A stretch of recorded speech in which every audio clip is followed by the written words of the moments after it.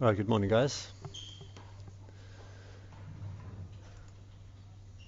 All right, US equities staged a nice big rally as US auto sales beat expectations, with Japanese car makers in particular showing good growth. The Fed's latest beige book again pointed to moderate growth across the country, with consumer spending showing growth in most districts. And Asian stocks are trading broadly higher as central banks from Japan to Europe review monetary policy. And the Bank of Japan left its stimulus unchanged after its two-day monetary policy meeting. And I see Aussies, Japan was pretty much flat, and Australia down a little bit on a worse than expected trade balance. And then if we look at the corporate action today, we got Sanlam that came out this morning, headline earnings per share 171, slightly lower than their guidance at 175. Obviously still a big beat on the original estimate. No dividend, but none was expected, and the equity value per share at 37 Rand 47 cents is expected to 36.70. And outlook second half operating environment to remain difficult. So we'll keep an eye on Sanlam today and see how it affects the share price.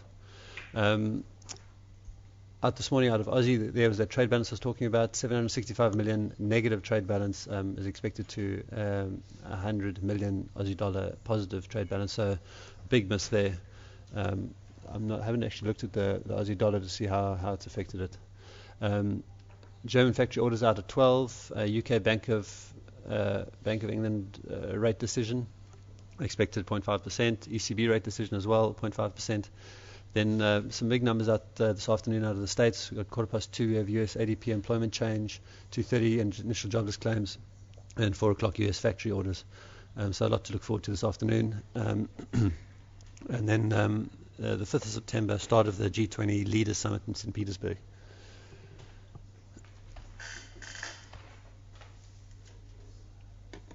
All right, let's have a look at some charts. If we have a look at the Aussie, looks like we're starting to form a little bit of a rough head and shoulders there. If we put in a line, actually I'm going to move to the 30-minute chart so we can get a better look at it. I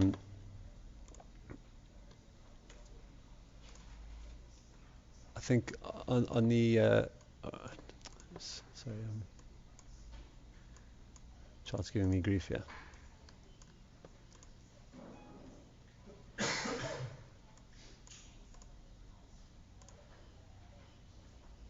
Okay, so if we get a trend line in here, it looks like around about this 38,600 level, 38,620 would be the breakout to the upside, and it would negate the potential head and shoulders we got going.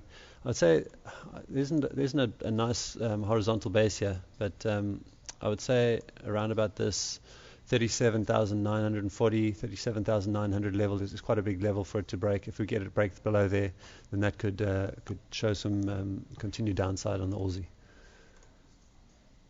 And I think I'm going to stay on the 30 minutes here, and I want to show a chart of Discovery.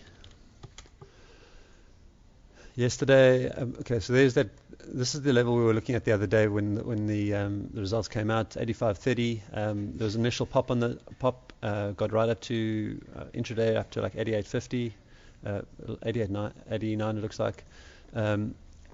Yesterday there was a big seller that came in, obviously had time to digest the numbers, they didn't like it, and they sold aggressively pretty much the whole day right into the close. I noticed right at the close there was a little bit of a buyer that stepped in, wasn't able to get the price up, but at least stopped any potential further downside. But I would say, on the 5-minute, on a 30-minute chart, we're forming a bit of a continuation head and shoulders. If it breaks below this 83.30 level, I'd say there's continued downside potentially to around 78 Rand. It could be a good second day play if we can get on it early. Then Amplats, let's move this to a daily. Amplats, has actually shown very little volatility, despite the markets, moving up and down quite wildly, which makes me, I've got a small short in this one, and I'm a little bit nervous of the fact that it can't correct with the market. It looks like it's flagging in the short term. I'd say move above this flag level here at around 419, if we get a close above there, say above 420, a close above 420, I would say that there could well be some more upside to Amplats, and I presume I'm not the only one short of it. If we look at Investec, Investec has broken down from its immediate uptrend, and it's been struggling lately. I think it bounced off the lows yesterday. It was down quite a bit yesterday and bounced at the end of the day.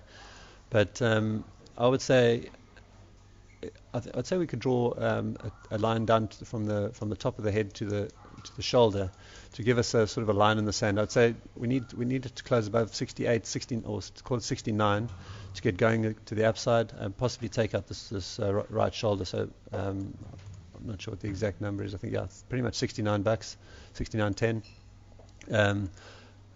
As long as it's below this level, I would say the risk is to the downside, to potentially test the neck of that head and shoulders at $60. So there's quite a lot of downside potential there in Investec if we do get a bit of a sell-off in the market or in the sector in particular. If we look at Tiger Brands, I've heard a lot of talk in the office about Tiger Brands and a lot of talk on Twitter about Tiger Brands. A lot of guys wanting to get involved. It's probably the talk has been more of frustration than anything else. Guys have gone long and losing money, and they've been short at the top and lost money on the squeeze up. But I would say there's definitely nothing definitive at the moment as far as where to get involved. We had this short consolidation above the support line, and it broke down sharply yesterday. I wouldn't want to get involved until I see some a very clear reversal off this level. You can see the RSI is oversold, so we might get a little bit of a reversal from this level, but I would wait for a very clear signal that there's a little bit of buying interest coming in on this one. And then the last one I wanted to show quickly is Vodacom. Vodacom, we gave a potential sell signal for those that had the risk appetite on the break of this head and shoulders of the 30-minute. We gave the target of this at 112. It's very close. Got very close there yesterday at 113 as where it closed. I would probably take profits at 112. Although if we have a look at the daily, it looks like we could be forming a bigger sort of very rough head and shoulders with not much of not a very well developed left shoulder. But there could be further downside to Vodacom, although it's not, as I said before, it's not the easiest one to short. And that's all for today, guys. Best of luck.